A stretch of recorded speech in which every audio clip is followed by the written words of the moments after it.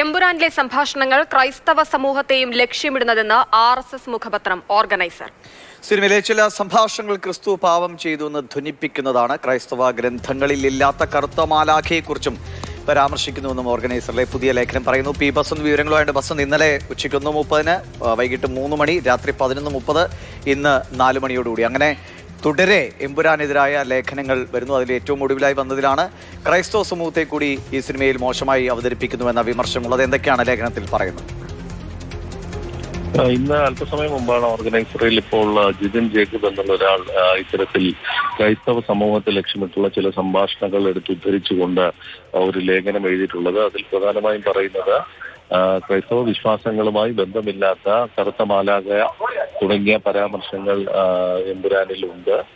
അതോടൊപ്പം തന്നെ ഈ സിനിമയിലെ ചില ലൊക്കേഷനുകൾ തെരഞ്ഞെടുത്തതിലും അസ്വാഭാവികതയുണ്ട്.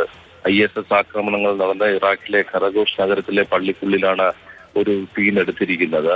ഇസ്ലാമിക തീവ്രവാദത്തിന്റെ കേന്ദ്രവും അതോടൊപ്പം തന്നെ ക്രൈസ്തവ യാതനകളുടെ സ്ഥലവും കൂടിയായിരുന്ന ആ നഗരത്തിലെ പള്ളിയാണ് ഈ ഒരു സീൻ ഷൂട്ട് ചെയ്യുന്നതിനെ തെരഞ്ഞെടുത്തത്. മാത്രമല്ല പള്ളി തകർക്കുന്ന തരത്തിലുള്ള ഒരു ഷോട്ടാണ് അവസാനം വരുന്നത്. തുടങ്ങിയ വലിയ വിമർശനങ്ങളാണ് ഇതുമായി ബന്ധപ്പെട്ട് ഇപ്പോൾ നടത്തിയിരിക്കുന്നത്. അതായത് സാത്താനെ ക്രൈസ്തവ മൂല്യങ്ങൾക്ക് മുകളിൽ പ്രതിഷ്ഠിക്കാനുള്ള ബോധപൂർവമോ അല്ലാത്തതുമായ നീക്കമാണ് സിനിമയിലുടനീളമുള്ളത് എന്നുള്ളതും ക്രൈസ്തവ സമൂഹം ഇത് ഇനി വെച്ച് പൊറുപ്പിക്കണോ തുടങ്ങിയ ചോദ്യങ്ങളൊക്കെയാണ് ആ ലേഖനത്തിലുള്ളത്.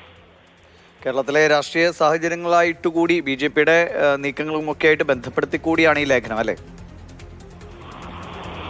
അതിൽ രാഷ്ട്രീയമായ കാര്യങ്ങളൊന്നും പറയുന്നില്ല. സിനിമയുമായി ബന്ധപ്പെട്ട കാര്യങ്ങൾ മാത്രമാണ് അതിൽ എടുത്ത് ഉദ്ധരിച്ചിട്ടുള്ളത്. BJP ഇപ്പോൾ ക്രൈസ്തവ വിഭാഗങ്ങളുമായി ചേർന്നുള്ള ഈ വഖഫ് വിഷയവുമായി ബന്ധപ്പെടുത്തി ചില നീക്കങ്ങൾ നടത്തുന്നു എന്നുള്ളത് മാത്രമേ നമുക്കിപ്പോൾ പറയാൻ കഴിയുള്ളൂ.